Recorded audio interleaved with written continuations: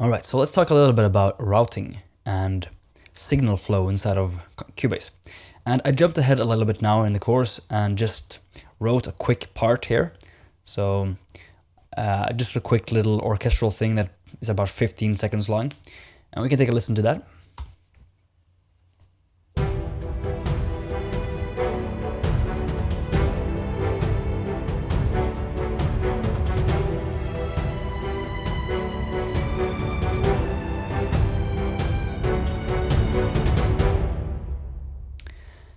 So that's just a quick little thing that I wrote, and I need to have something here to show you how the signals sort of work inside of Cubase.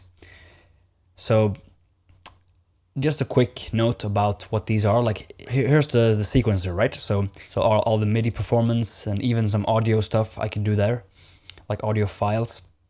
But right now everything is MIDI. And then here are my instrument tracks. So I have Kontakt 5 loaded up. For example, for the brass, I have Kontakt 5, which is my sampler, loaded up here. And this is the patch, brass. So I can start playing. And then I have the same for the deep drums, shaker, low strings, and high strings. In orchestral projects, when you're writing a lot, you'll have maybe like 40 or 50 tracks here. And you need to sort of organize yourself and feed your tracks through the proper channels. So right now everything is going through, if we press F3, if we play this again,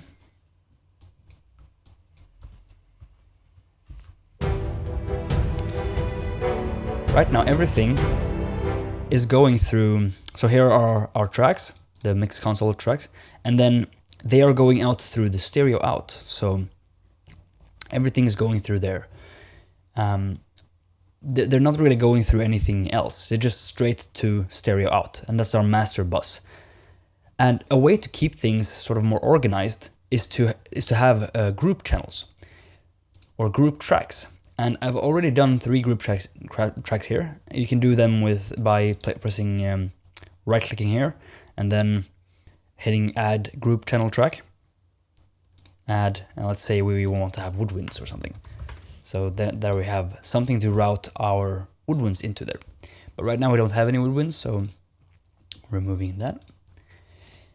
So right now we could look at, for example, the percussion right now. So we want to have all the percussion on one track routed out there. So we want the signal to go from, for example, the shakers, and they should go out to percussion, and then the percussion should go to stereo out. So we have first we have this shaker thing, and then that goes to the percussion channel, group channel, so every percussion is in there, and then the percussion goes to stereo out.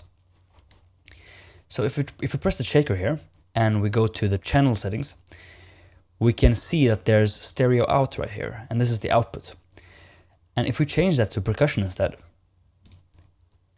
now this shaker, whenever I play, will play through there instead. You see? And then this one goes to stereo out instead. We can see that here, output routing. So we can do the same thing with deep drums. Take that to percussion. So that also goes to percussion. And then the mid brass, we want to have to brass.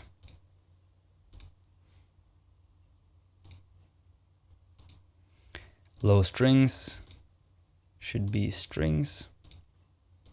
High strings should also be strings. So now if I play, all of these will go through these group tracks, and then the group tracks are themselves routed out to our master bus or the stereo out channel, so this one. And we won't really hear a difference, but we sort of have more organization now, and we can do more with these group channels. So if we play it right now, and then we mute percussion.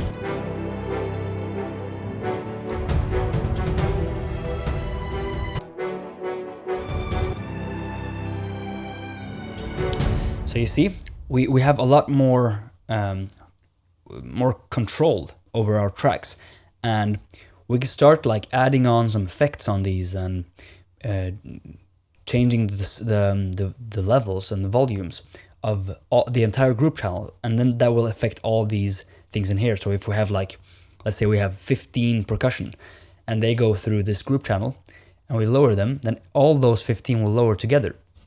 And that's really handy for, you know, when you have full sections of stuff and you want to balance them out properly. So these go out to stereo out, and this is our main bus, right? So a good thing to do is always to add a limiter. Let's see, a limiter right here. And I'm talking more about this in the course later, where I'm explaining mixing and mastering. But if you just start by adding a limiter right here, no sound will ever go above 0 decibels. And because if it goes above 0 decibels, that means it will clip. And clipping is very bad. That's distortion. It doesn't sound good. Like, you can hear that a lot in beginners' mixes, where you hear this distortion and it's just too loud in a way. So you just put on a limiter and that problem gets solved. So that's a quick little overview of how routing works.